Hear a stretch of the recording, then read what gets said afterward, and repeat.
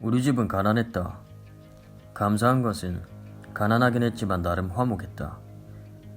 유쾌한 아빠 덕분에 웃으며 산 날이 좀 많았던 것 같다. 엄마는 지독하게 속썩인 남편이라고 하지만 아들한테는 나름 좋은 아빠였다.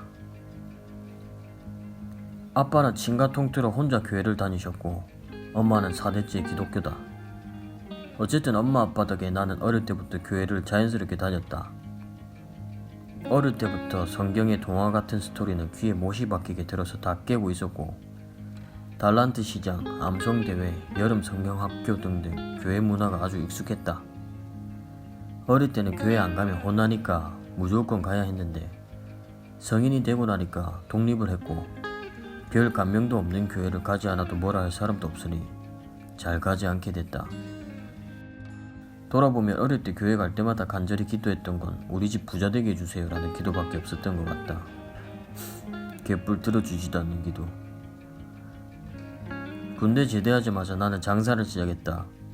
뭣도 모르고 친구들하고 시작한 사업인데 대박까지는 아니더라도 꽤 잘 됐었고 가난에 쩔어 살던 놈이 한 번도 경험한 적 없는 부유함을 맛보니 정신이 나갈 수밖에. 나는 점점 세상의 달콤함을 알아갔고 돈을 점점 벌수록 나는 높아져만 갔다. 사업의 원리는 동일하다.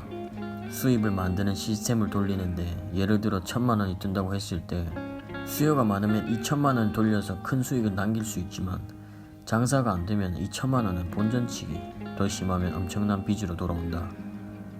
내가 장사를 시작하고 3년이 되어갈 무렵이 그랬다. 자세한 상황을 얘기하긴 그렇고 벌었던 돈 다 까먹고 점점 빚이 쌓여가는데 그렇게 겁이 날 수가 없었다. 아이스크림 하나 사 먹을 돈이 없을 지경이 되고 아무리 발악을 해도 빚은 점점 늘어만 가고 그 빚을 도저히 감당할 자신이 없다고 판단됐을 때 사회 경험이 많지 않던 나에게 갈 길은 하나밖에 없었다.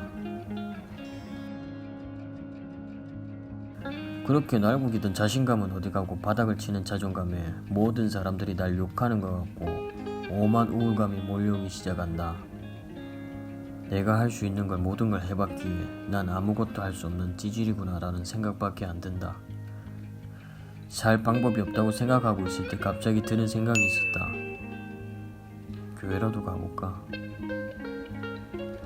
그 당시 나는 서울에 있었고 웬만한 교회 가서 사람 만나기가 싫어서 존재감 없이 갈 수 있는 대형 교회를 갔다. 나는 그렇게 5년 만에 교회 문을 다시 마주하게 됐다. 하나님이 진짜 있으면 내가 살 수 있게 해주지 않을까. 그렇게 교회를 한 달 정도 나갔나. 엄마한테 전화가 왔다. 아빠가 큰 수술을 했으니 병문안 한번 오지 않겠냐고. 있는 돈 없는 돈 다 끌어모아 고속버스를 타고 내려갔다가 아빠 얼굴 잠깐 보고 다시 올라왔다. 최악으로 치닫는 장사를 돌보지 않으면 빚이 배로 늘어날 상황이었기 때문이다. 사실 진작 안 좋아 보일 때 접었으면 빚이 늘어나는 걸 막을 수도 있고 조금만 갚으면 됐을 텐데 해본 게 도둑질이고 그걸로 돈 맛을 보니 어떻게든 이렇게 세워보려고 붙잡고 있다 보니 빚만 늘어간 셈이다. 부산에 다녀와서 3일이 지났나. 엄마가 다시 전화가 왔다. 부산에 다시 내려와야 되겠다. 이제 자비도 없던 나는 짜증이 솟구쳤다.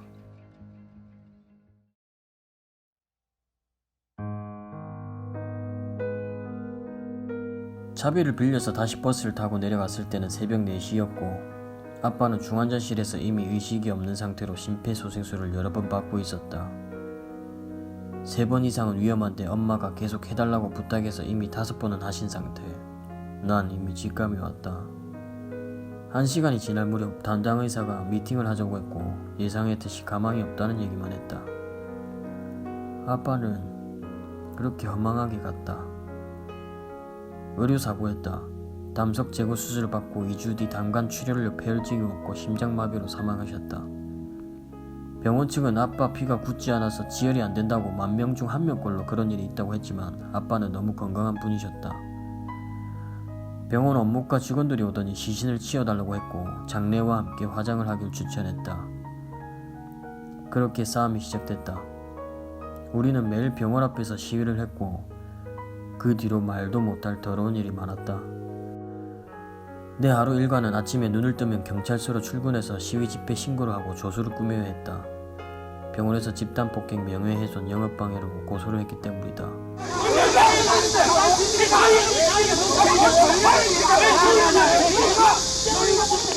그리고 시위를 하고 또 몸싸움을 하고 너덜너덜해진 몸으로 하루가 마무리되기를 6개월. 더 힘들었던 건 그동안 거처가 없었던 것이다. 부모님은 거제도에서 일하다가 부산에 와서 수술을 받은 거고 너는 서울에 지내던 중이라 친구집 친척집 전전하면서 그런 생활을 버텼다.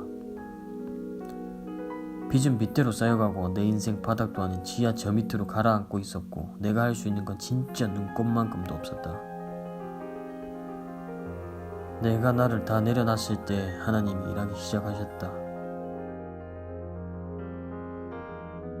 먹통 같은 내한테 우리 인생이 얼마나 덧없는지 보게 하셨다. 아빠가 돌아가신 날 경찰에 의료사고로 신고를 했고 과학수사대가 와서 아빠 몸을 돌려가며 사진을 찍는데 가족 한 명이 참관해야 된다고 해서 엄마 대신 내가 들어갔다. 딱딱하게 굳어서 마네킹 같았다. 사람 몸이. 그리고 소송 때문에 부검을 할 때에도 들어가면 안 되는데 작은아빠가 울면서 뛰어 들어가는 걸 말리려고 들어갔다가 머리를 열고 있는 아빠를 다시 보게 됐다. 그게 남 일이 아니다. 우리 모두는 다 그렇게 몸뚱아리를 두고 떠난다. 그동안 내가 얼마나 돈에 미쳐 살아왔는지, 얼마나 헛짓을 하고 살았던지, 이 땅에 사는 것이 얼마나 잠깐인지 깨닫게 되었고, 그리고 그 시간들이 내 인생에서 가장 힘든 시간들이었다. 사업으로 인한 불안감과 아빠를 잃은 슬픔과 그 상황에서 복잡한 싸움을 해가야 했기에 경찰서 가기 전에 매일 새벽 기도 가서 하나님을 찾는 마음이 가식이 없었고 죽기 살기로 매달렸다. 제발 살려달라고. 그런데 그 시간에 형언할 수 없는, 아니 말로 표현할 수 없는 하나님의 위로가 내 마음을 감쌌다. 이 경험은 문자 그대로 설명이 안 된다. 그래서 그 시간들이 지금은 가장 힘들었지만 가장 달콤했던 시간으로 기억이 남았다. 100% 나를 맡겼던 시간이었기 때문이다. 그건 감정적으로 막연하게 무언가에 의지하다가 우연히 느껴지는 헷갈림이 아니었다. 분명히 어떤 절대적인 존재의 힘과 위로였고 나는 그게 성령님인 걸 확실히 알 수 있었다.